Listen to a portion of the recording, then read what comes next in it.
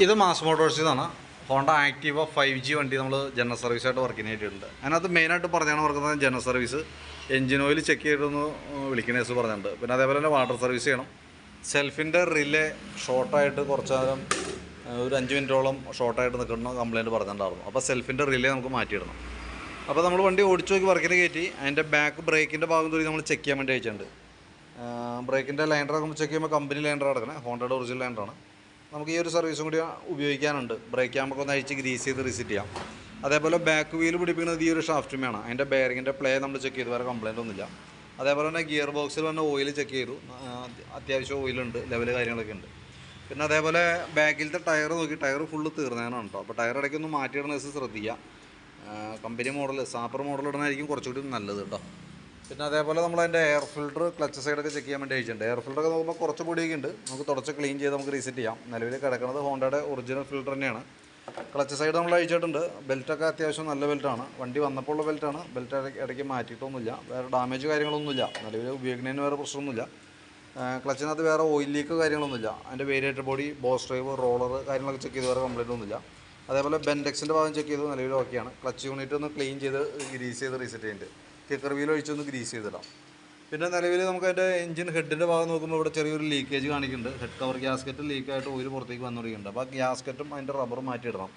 ചോക്കിൻ്റെ cable check ചെയ്തു, നിലവിൽ കുഴപ്പമൊന്നുമില്ല. ആക്സിലേറ്റർ കേബിൾ നോക്കുമ്പോൾ ആക്സിലേറ്റർ കേബിൾ നല്ല ടൈറ്റ് ഉണ്ട്, ഒരുപാട് ബലം പിടിച്ച് നമുക്ക് നിൽക്കണം.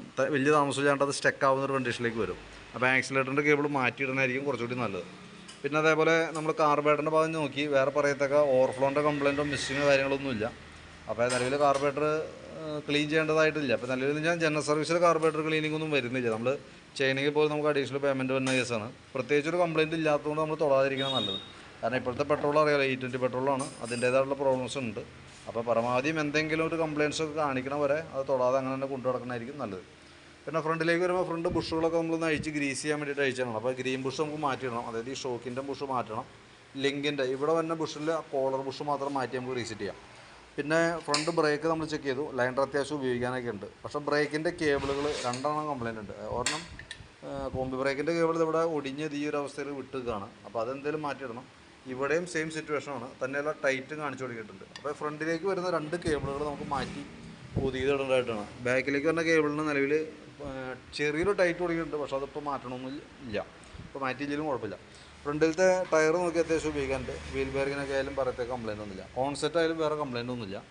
ബാറ്ററി 2025 ബാറ്ററിയാണ്. ബാറ്ററി ലോഡായിട്ട് ചെറുതായിട്ടൊന്ന് വണ്ടി ഓടിയിട്ടുണ്ട്. അതായത് ആ സെൽഫ് എടുക്കുന്ന സമയത്ത് കണ്ടിന്യൂസ് ആയിട്ട് ബാറ്ററിയിൽ നിന്ന് ലോഡ് എടുക്കാറുണ്ട്. പ്രത്യക്ഷത്തിൽ വേറെ കംപ്ലയിൻ്റ് ഇല്ല, അങ്ങനെ പോട്ടെ. സെൽഫ് റിലേ എന്ന് പറയുന്ന യൂണിറ്റ് ഇതാണ്, അത് നമുക്കൊന്ന് മാറ്റിയിടണം കേട്ടോ. കാരണം അത് ഒരു പ്രാവശ്യം ഷോർട്ടായിട്ടുണ്ടെങ്കിൽ പിന്നീട് ആവാനുള്ള സാധ്യത വളരെ കൂടുതലാണ്. അപ്പോൾ അതുകൊണ്ട് തന്നെ അത് മാറ്റിക്കളയാം. ഇതെന്താ പ്രോബ്ലം വെച്ചാൽ നമ്മളത് മാറ്റിയില്ലെങ്കിൽ സംഭവിക്കാൻ പോകുന്നതെന്ന് വെച്ചാൽ ഇതേപോലെ ഷോർട്ടായിട്ട് നിന്ന് കഴിഞ്ഞാൽ നമുക്ക് അഴിക്കാനുള്ള സമയമൊക്കെ കിട്ടിയില്ലാന്നുണ്ടെങ്കിൽ സെൽഫ് മോട്ടറിൻ്റെ ഉള്ളിൽ അതിൻ്റെ ഹോൾഡറൊക്കെ വന്നത് പ്ലാസ്റ്റിക്കിൻ്റെ ആണ്. അതായത് നമ്മുടെ കാർബണൊക്കെ ഇരിക്കുന്നത് പ്ലാസ്റ്റിക്കിൻ്റെ ഹോൾഡറുമേ ഇരിക്കണം, അതൊക്കെ ഉരുകി പോകാനുള്ള സാധ്യതയുണ്ട്. അതേപോലെ തന്നെ ബാറ്ററിയൊക്കെ പെട്ടെന്ന് ഡിസ്ചാർജ് ആയേക്കാം, അതായത് പെട്ടെന്ന് കംപ്ലയിൻറ്റ് വരാനും സാധ്യതയുണ്ട്. അപ്പോൾ അതുകൊണ്ട് തന്നെ സെൽഫ് റിലേ മാറ്റി പുതിയതിടുന്നത് അത്യാവശ്യമാണ്. പിന്നെ നമുക്ക് ഈ ഭാഗത്തേക്കും സ്പാർക്ക് പ്ലഗ് ഒന്ന് അഴിച്ച് ക്ലീൻ ചെയ്തിടുന്നുണ്ട്. സെക്കൻഡറി ഫിൽറ്റർ യൂണിറ്റ് ക്ലീൻ ചെയ്തിടുന്നുണ്ട്, അതുകൊണ്ട് നല്ലതാണ്.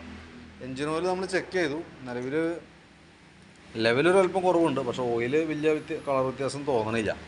നമുക്ക് 100% എഞ്ചിൻ ഓയിലിൻ്റെ കളർ നോക്കിയിട്ട് ഓയിൽ മാറ്റാറായിട്ടുണ്ടോ എന്നൊന്നും പറയാൻ പറ്റില്ല. കാരണം ഞാൻ കൃത്യമായിട്ട് സർവീസ് ഓയിൽ ചേഞ്ച് കാര്യങ്ങളൊക്കെ കറക്റ്റ് ചെയ്തു പോകണ വണ്ടിയുടെ ആണെങ്കിൽ കാര്യമായിട്ട് കളർ മാറില്ല. 3000 കിലോമീറ്റർ ഓടിയിട്ടുണ്ടെങ്കിൽ പോലും കളർ മാറില്ല. നേരെ മറിച്ച് ഓയിൽ ചേഞ്ച് ടൈമിനല്ല മാറ്റിയേക്കണേ, അതിൻ്റെ ഉള്ളിൽ എഞ്ചിൻ്റെ ഉള്ളിൽ അഴുക്കുണ്ടെങ്കിൽ നമ്മളിപ്പോൾ ഓയിൽ മാറി ഒരു 1000 കിലോമീറ്റർ ഓടിയിട്ടുണ്ടെങ്കിൽ പോലും നമ്മൾ നോക്കുമ്പോൾ അതിൻ്റെ കളറിലൊക്കെ നല്ല വ്യത്യാസം വന്നിട്ടുള്ളൂ.